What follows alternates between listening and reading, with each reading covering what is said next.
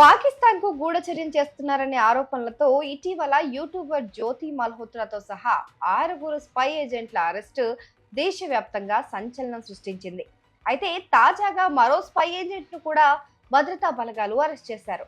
పాకిస్తాన్ నిఘా సంస్థ అయిన ఐఎస్ఐ కోసం పనిచేస్తున్న ఆరోపణల నేపథ్యంలో యూపీలోని రాంపూర్ తండా ఆజాద్ నగర్ కు చెందిన షాజాద్ అనే వ్యాపారిని UP anti terrorist squad Moradabad లో శనివారం అరెస్ట్ చేసింది.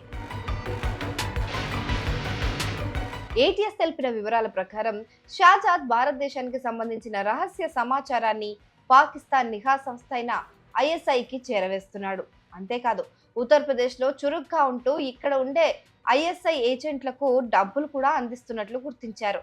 భారత్కు వ్యతిరేకంగా గూఢచర్యం చేయడానికి అవసరమైన సిమ్ కార్డులను కూడా వారికి సరఫరా చేసేది ఇతనే అని ఆరోపిస్తోంది. ఐఎస్ఐ కోసం పనిచేయాలనుకునే వ్యక్తులకు పాకిస్తాన్ వెళ్లడానికి వీసాలు కూడా ఇప్పించడంలో షాజాద్ సహకరించాడని పేర్కొంది. షాజాద్ ఐఎస్ఐ రక్షణలో ఉన్నాడని, గత కొన్నేళ్లుగా పాకిస్తాన్ కు తరచూ వెళ్లి వస్తున్నాడని ఏటీఎస్ తెలిపింది.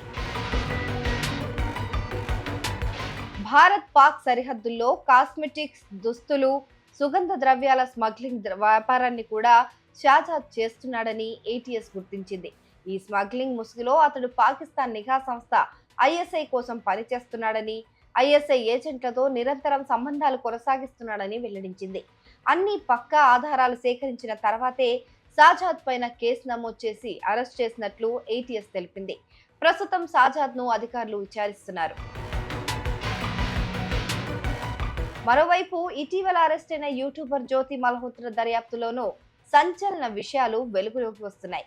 ఇటీవల ఉగ్రదాడి జరిగిన జమ్మూ కాశ్మీర్లోని అనంతనాగ్ జిల్లా పహల్గాం బైసరన్ లోయకు కూడా దాడికి ముందే జ్యోతి మల్హోత్రా అక్కడికి వెళ్ళినట్టు తేలింది.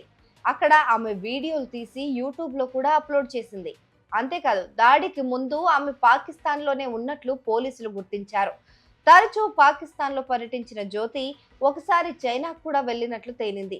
మరిన్ని షాకింగ్ విషయాలు కూడా వెలుగులోకి వచ్చే అవకాశం ఉందని అధికారులు అంచనా వేస్తున్నారు.